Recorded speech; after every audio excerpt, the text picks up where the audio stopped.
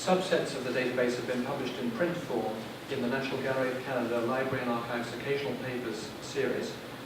Index records for all catalogues up to 1900 were printed in 2 volumes in 2004, that's on the left. And index records for all National Gallery of Canada catalogues and unpublished exhibition checklists from 1880 to 1930 were printed in 1 volume in 2007, that's on the right. For convenience, I shall refer to the database throughout my presentation as the index database. On the evidence of published catalogues, Canadian women artists have been publicly exhibiting their work under their own names since at least 1831. Given that our cut-off date for the database for the inclusion of catalogues is 1930, we have almost exactly a century of data to work with. What can it tell us? Just a couple of caveats to begin with. This should be considered a work in progress. Not every Canadian art catalogue up to 1930 has been included in the index at this point. All catalogues up to 1900 have been indexed, but indexing for 1900 to 1930 is ongoing. And in fact, I extracted the data for this talk a few months ago, since when additional catalogues have been indexed, whose contents are not reflected in my analysis. And secondly, when I said all catalogues up to 1900 have been indexed, I should of course have said all surviving catalogues, of which we are aware up to 1900 have been indexed. As we shall see, parts of the analysis are definitely affected by which exhibition catalogues have survived and which have not. With these provisos, I shall try to present some findings without bringing to bear too many preconceptions and prior interpretations. Consequently, the women artists' names you will hear will not necessarily be familiar ones, though Emily Carr does get mentioned. Let's begin with the artists. I originally extracted the names of 8,136 artists, both men and women, from the database. Some are famous, most of them not so much. Of these 8,136 artists, I've identified the names of 1,354 artists, that's 17% of women artists. This calculation is based on the common sense, though not infallible, method of looking for artists with women's names, Mary, etc., or titles, Mrs., Miss, etc. Obviously, no doubt, I've failed to include some women artists whose names appeared simply as, for example, J. Smith, but that probably would have been exceptional for the period in question. Of these 1,354 women artists, I've identified 495 as Canadians. And these 495 constitute 6% of the total list of artists and 37% of the women artists. As for how the artists are identifiable as Canadians, it's not always easy to be certain, but many catalogues of exhibiting societies include addresses for the artists, so when in doubt, I've taken a Canadian address as a sufficient indicator of nationality. Perhaps as a starting point for making comparisons, we can use this publication from the year 1900. Women of Canada, Their Life and Work was compiled by the National Council of Women of Canada for distribution at the Paris International Exhibition in 1900. It contains a substantial contribution by artist Mary Ellen Dignam, 1860 to 1938, comprising an essay entitled Canadian Women in the Development of Art, and a compilation listing many organizations and individual women artists. We can treat these listings as a snapshot of 1900, albeit a snapshot through a distinctive lens. Dignam lists the names of 108 Canadian women artists alive in 1900. She does list a few dead ones as well. Of those names, about 45 occur in the index database, which leaves 63 who do not, because they did not have their work listed in exhibition catalogues. For example, it's interesting that the most populous of Dignam's various categories of women artists is that of professional ceramic artists, of which 38 are listed. You can see the list starting on the left, probably too small to read the names. Now, of these professional ceramic artists, only a handful appear in the index database, and those who do appear are generally exhibiting two-dimensional works, rather than the ceramic painting from which they made a living. Nevertheless, I should mention that in passing, the process of indexing these catalogues in the database, we've always included decorative arts and craft work wherever it features in a catalogue. In the case of, for example, the Canadian National Exhibition catalogues from the 1920s, This can include quite extensive lists of names of women working in ceramics, jewellery, textiles, and so forth. The second most numerous category listed by Dignam is that of distinguished professional women artists, with 34 names, of whom 3 were no longer living in 1900.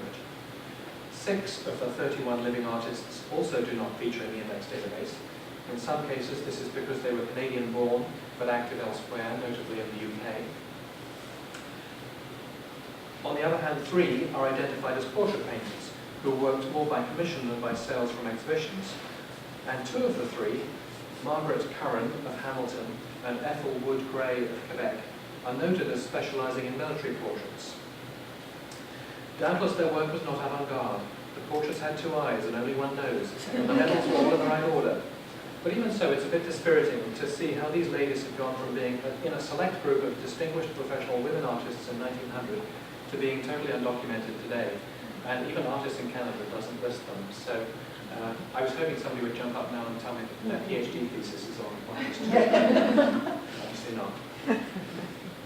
Finally, just as a sidebar, Mary Dignam's compilation includes a Miss E. Carr of Victoria, British Columbia, but this is Edith Carr, and there's Bossy in Brazil, and she gets a mention for lace work under handicrafts. Returning to the index database, we can say something about chronology. Based on published catalogues, the first date at which a woman artist's work was publicly exhibited under her name was 1831. At the second exhibition of pictures in Dalhousie College in Halifax, 6 women artists were included in this exhibition, and the best known is Maria Frances Miller, née Morris, 1813 to 1875, who as a 17 or 18-year-old showed 7 works in this exhibition, supported her later in life. By the way, the catalogue for the first exhibition of pictures in Dalhousie College in 1830 also survives, but contains no work by women artists.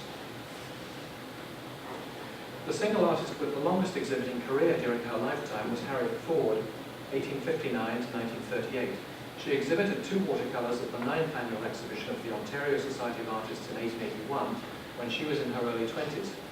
And in 1930, 50 years later, aged over 70, she was still being exhibited, featuring in a drawings exhibition at the National Gallery of Canada.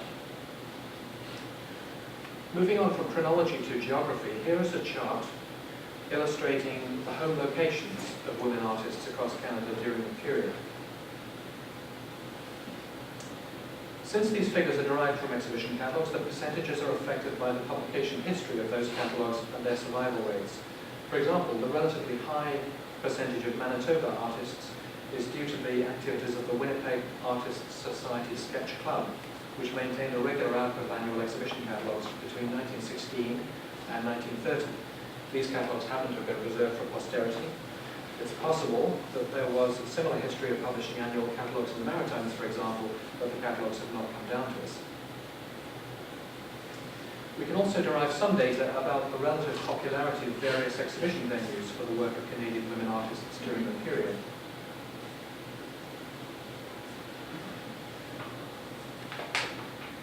This should be understood as an impressionistic analysis. I've not done a statistical count of every instance of work was exhibited at each venue.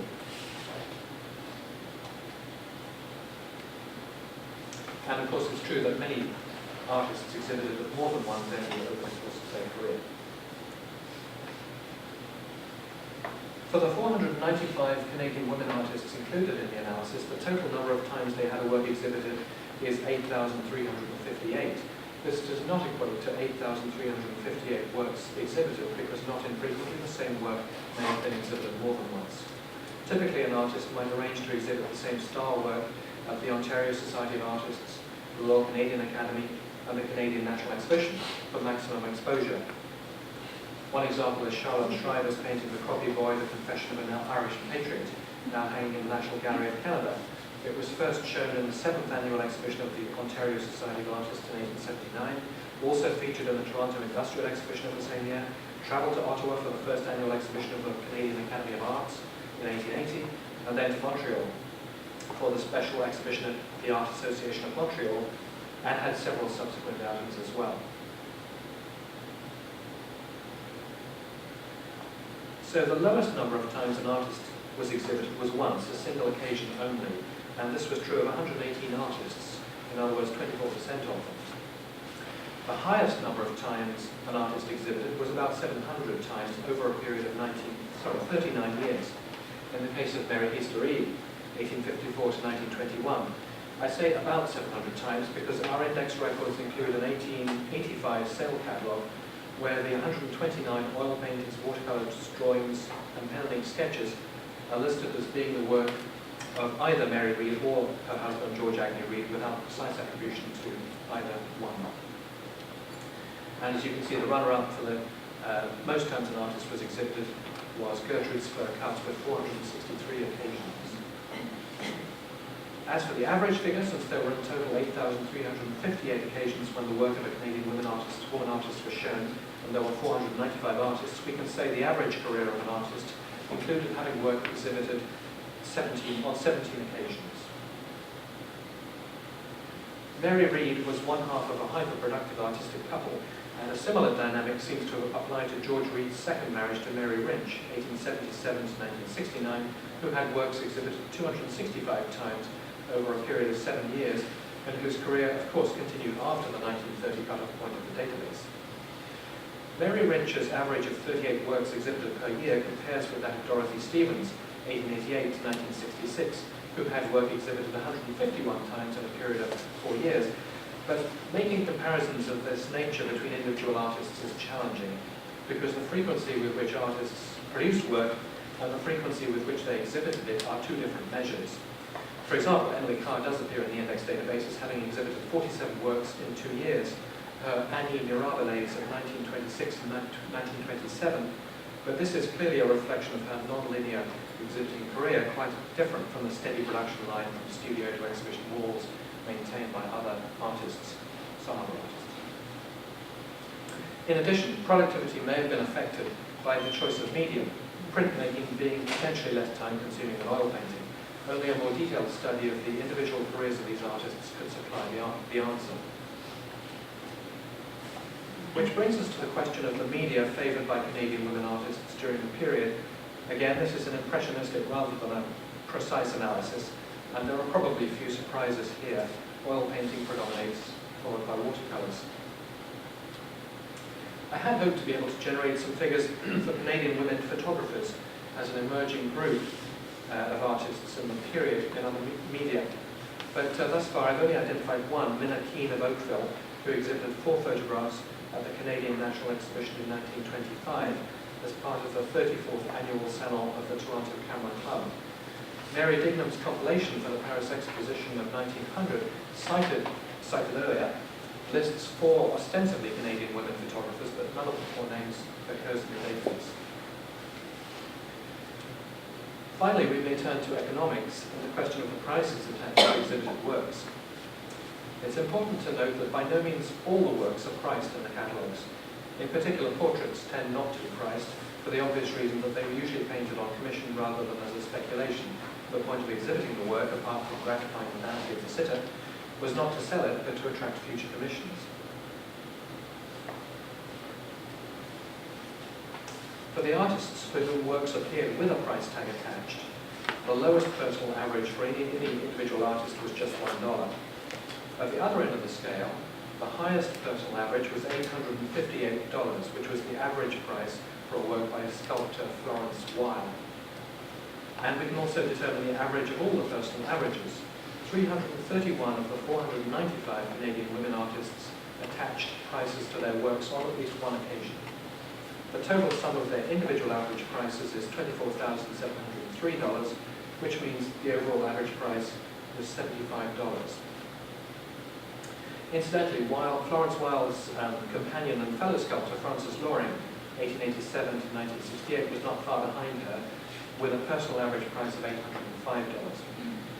Loring was in fact the exhibitor of the single most expensive work by a Canadian woman artist included in the database, namely her Mermaid Fountain, which was available in stone or bronze for $2,000 according to the catalogue for the 53rd annual exhibition of the Ontario Society of Artists in 1925. Just for comparison, $2,000 was also the price attached to works by non-Canadian women, Two examples: an oil painting Summer by Helen Maria Turner of the USA, exhibited in 1913, and another oil painting, Elaine, by British artist Dorothy Vicaji, exhibited in 1926. It may be interesting also to combine economics with chronology. The earliest date at which a woman artist exhibits a work with a price tag is 1868.